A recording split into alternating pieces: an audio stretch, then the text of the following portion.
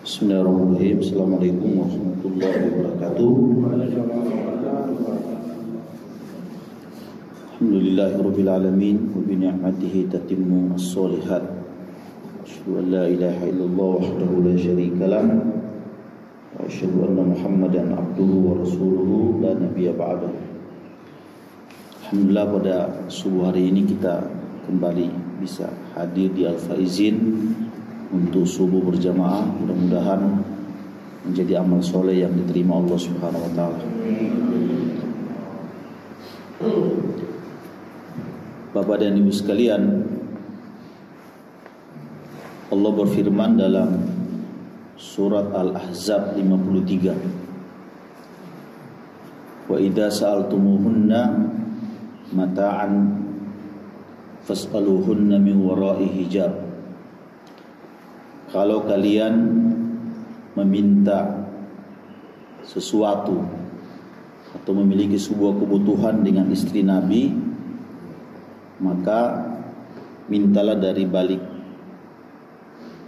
tirai gitu. Dzalikum atharu liqulubikum wa qulubihinna. Yang demikian itu lebih bersih untuk hati kalian dan juga untuk istri Nabi sallallahu alaihi wasallam. Wa ma kana lakum an tu'tu Rasulullah. Tidak pantas bagi kalian untuk menyakiti hati Nabi. Wala an tankihu azwajahu, dan tidak boleh juga bagi kalian untuk menikahi istrinya. Inna dzalikum kana indallahi azima. Perbuatan yang seperti itu di sisi Allah sangat besar. Surat Al-Ahzab ayat 53. Saya mencoba membaca asbabun nuzul dari ayat ini. Saya kutip dari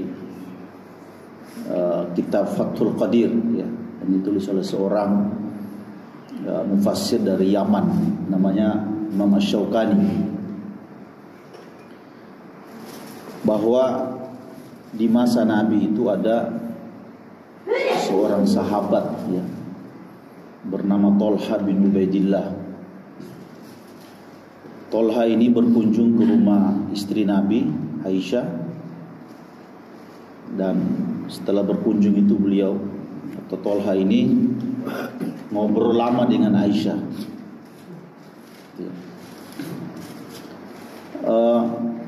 Tidak lama setelah itu Nabi datang dan Nabi memperlihatkan wajah tidak senang, ya. Kemudian setelah itu Aisyah masuk dan Tolha juga merasa tidak enak, ya. Nabi berpesan kepada Tolha untuk yang seperti ini jangan diulang. Kata Tolha, innaha ibnatu ammi. Ya Rasul, bukankah Aisyah itu sepupu saya sendiri? Ngomong juga tidak apa-apa kan, seperti kita pahami seperti biasa. Kata Nabi, saya mengerti, tapi engkau juga harus tahu bahwa tidak ada Rabb yang paling cemburu itu kecuali Allah, dan tidak ada juga orang yang paling cemburu kecuali saya,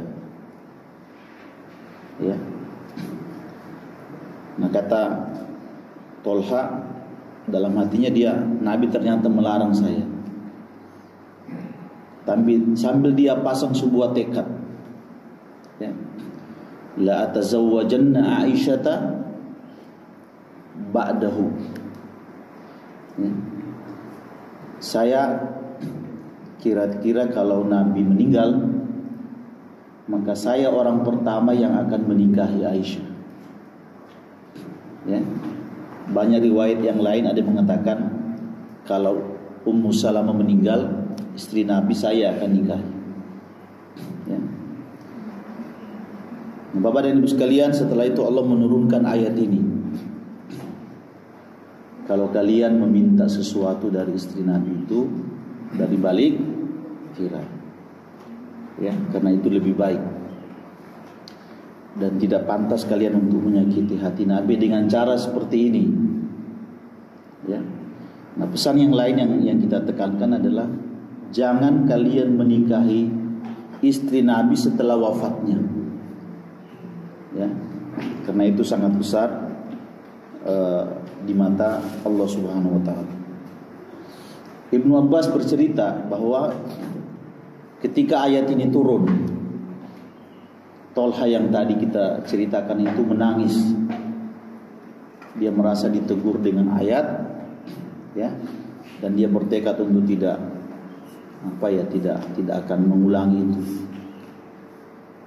Tapi sebagai, sebutlah kafarat, ya, sebagai balasan dari apa yang dia sudah lakukan itu, dia kemudian membebaskan budak, satu orang budak. Karena Tolha bin Ubaidillah itu salah satu sahabat yang kaya. Dia bebaskan budak. Yang kedua, dalam sebuah peperangan dia mengongkosi perang itu. Tapi biayanya itu adalah menyumbang barang-barang yang bisa diangkut oleh 10 ekor onta. Jadi kira-kira muatannya begitu, ya, itu sumbangan dia. Ya.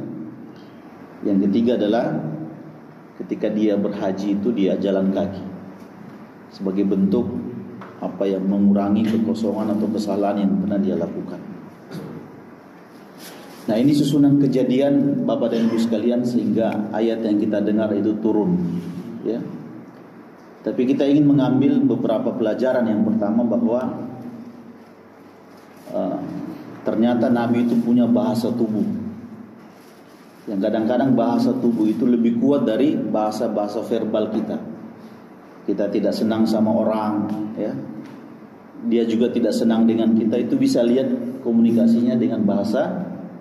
Maka orang beriman itu harus punya kecerdasan tentang bahasa tubuh, supaya tidak gampang digibuli, tidak gampang dibodohi. Yang kedua, ayat ini mengajarkan kepada kita tentang adab kepada Rasul dan keluarga Nabi sendiri, ya. Nah, para sahabat itu, cara mereka yang dianggap Allah itu cara menyakiti mereka ada dua. Yang pertama adalah kalau bertamu ke rumah Nabi tidak boleh lama. Karena ada beberapa sahabat itu yang kalau bertamu di rumah Nabi dihidangkan makannya, dia makan, dia berlama-lama. Nabi buka pintu masih ada. Masuk lagi, dibuka lagi masih ada, ngobrol lama. Padahal Nabi kan waktunya sedikit. Dia harus menggilir istrinya dengan waktu yang singkat. Kalau diajak ngomong dengan sesuatu yang tidak bermanfaat itu mengganggu Nabi SAW. Yang kedua, yang tadi itu, ya, ada niat untuk menikahi istri beliau. Itu yang pertama, ya. Yang kedua, saya kira salah satu nikmatnya, ya, hidup. Kalau kita mengandai-andai, ya, salah satu nikmatnya hidup di masa Nabi itu adalah kesalahan-kesalahan itu diluruskan oleh wahyu.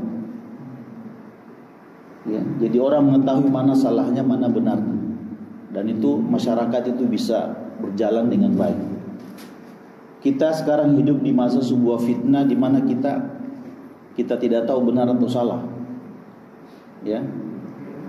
Dan orang terus-terusan dengan kesalahannya dan terus-terus dengan fitnahnya, tidak ada yang tegur. Ya. Dan yang berikutnya adalah saya kira kita belajar dari Abu Tolha. Ketika pernah melakukan kesalahan, ya, dalam tanda kutip, harus ada tekad untuk mengganti kesalahan itu.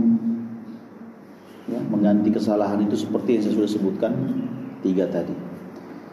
Nah, ini Bapak dan Ibu sekalian pelajaran-pelajaran ringan yang bisa kita ambil dari